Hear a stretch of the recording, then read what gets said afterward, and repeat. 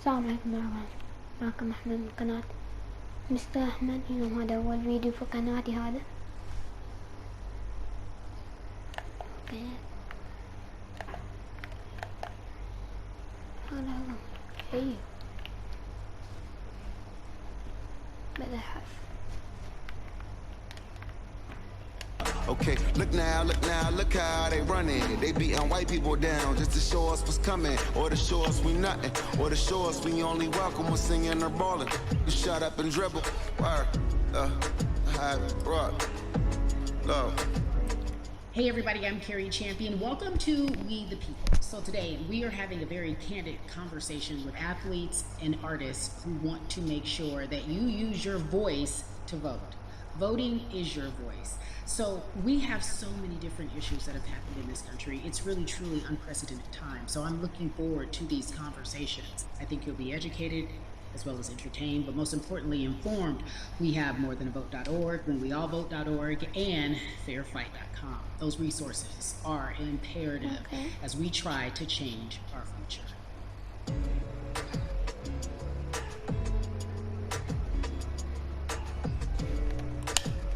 Yeah, la. There's no way that we can talk about hip hop, or even the fact that we want to talk about activism, black voter suppression, without bringing in this guy straight from Fort, Texas. We are talking about Bun B. He is an activist, a scholar, and an all-around gentleman. Thank you so much for spending some time with us. Bun, I don't want to start heavy, but I guess I have to, because that's where we are in the world today. It's heavy as hell. And when you think about what needs to happen in this country in terms of change, what's the first thing that you think of? Equality. That's pretty much the first thing that comes to mind, right? Black people need to be seen as equals in this world.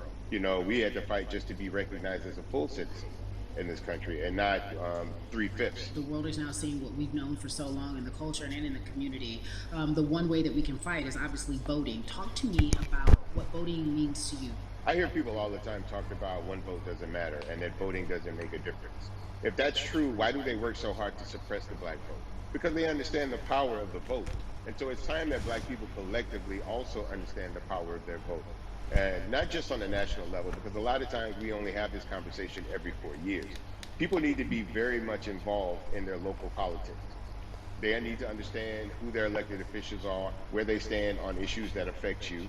And you need to use your vote to either support the ones that care about you and your condition, or to elect people who do. A newer initiative that we're dealing with is educating felons, right? So in the state of Texas, if you're a felon, right, if you've been to jail or to prison, but you're no longer on probation or parole, you have the right to register to vote. Another thing that was just brought to my attention is an initiative called Orange, which is happening not just in Houston, but all over the country. If you're in jail currently during pre-trial, but you have not been convicted, like you're still in jail waiting for your day in court, you are still eligible to vote. And you said something so key. They work so hard to hope that we stay uninformed, but more importantly, to suppress the black vote. If you could do one thing with this message that we're trying to send today about how important voting is, what type of images would you like for people to understand and see when they go to these polls and vote, or when they cast their ballots? I think the images that we've all seen, you know what I'm saying, for decades in this country, if not centuries in this country, we've seen black people oppressed, we've seen black people attacked. So every time you look back and you see those old black and white images of people of color being attacked by dogs and people of color being sprayed with hoses, that's what they were fighting for. Back then, they were just fighting for a chance to vote. People like Martin Luther King Jr., people like Malcolm X, these people died to help us be in a position to have the power that we have now, which is to be able to cast a vote and make a decision about the people that have control over our lives. So, I mean, if you in your own community need a reason to vote, look at a person like George Floyd. If the people in your city are not open to police reform, are not open to having a conversation about defunding the police, are not open to issues concerning economic equality, judicial equality, and racial equality, right? If they're scared to say Black Lives Matter, you have the power to put people in those positions who do believe that Black Lives Matter, who do believe in racial equality, economic equality, judicial equality, right? Who see us as human beings. And if the people in your community don't feel that way, vote them out. It's that simple. Just vote him out. We don't have enough time to sit around and hope that people change their mind. Yeah, Bumpy, you point out something so important. We have the power, and that is in our vote, and that is with our voice, and that's how we use our voice. I think of where we are right now. People say this is a particular moment, but it is a movement, not just a moment, it is a movement. Why, in your opinion, was it George Floyd's death? Why was that the chosen brutality for people to say, oh my God, black people are still oppressed in this country, and it is not fair? I think it's twofold, Carrie. In so many different encounters between people of color and the police, there simply is no proof of what happened in the interaction. And so what happens is in a court of law, it tends to lean towards the policeman's point of view, right? In this case, we saw very clearly what happened. I think the other thing is due to the fact that everyone was at home, basically, during this time period in relation to the coronavirus, you couldn't avoid it. Right? It was on every television station. It was on every social media platform.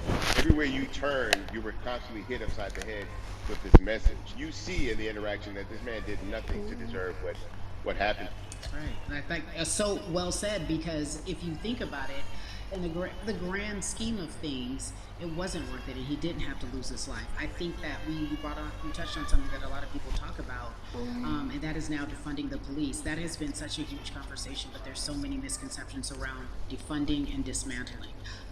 If you will, educate the audience. All right, so most people, when they hear the term defund the police, they tend to think of, oh, they're going to take away our police department. Nothing could be further from the point. Defunding the police means that in certain communities, even Houston, take for example, we had over $1 billion allocated to our police force. Now, what is that money being used for? Some of that money tends to be allocated towards riot shields, right? Pepper spray, right? That kind of thing. That's only used against the people that fund this budget, right? So why would the people want to supply the police with the means to oppress them? If the police are concerned about the situation in certain communities with a higher crime rate. Well, higher crime rates tend to happen in communities where there's not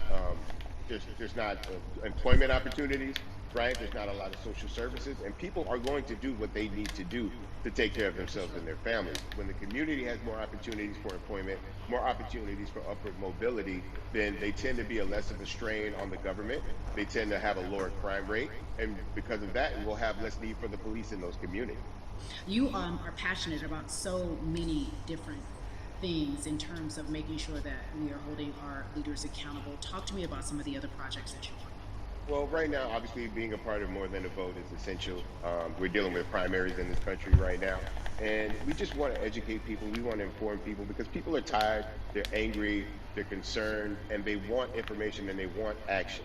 And so we want to make sure that we give them the right information and lead them in the right direction. And we thank the people that do not look like us for standing with us right now, because it's very important that people who aren't black be involved, because if black people could have gotten rid of racism, we would have done it hundreds of years ago. And so I'm trying to use my voice and my platform just to let people know that if they feel like I do, there's a number of places they can go to enact change in their community. People need to know about how their city council runs. They need to know that they have the ability to speak when city council meets, to let them know that that's not the way that they feel their city needs to be run. Those are not the places that they feel the money of their community needs to be allocated.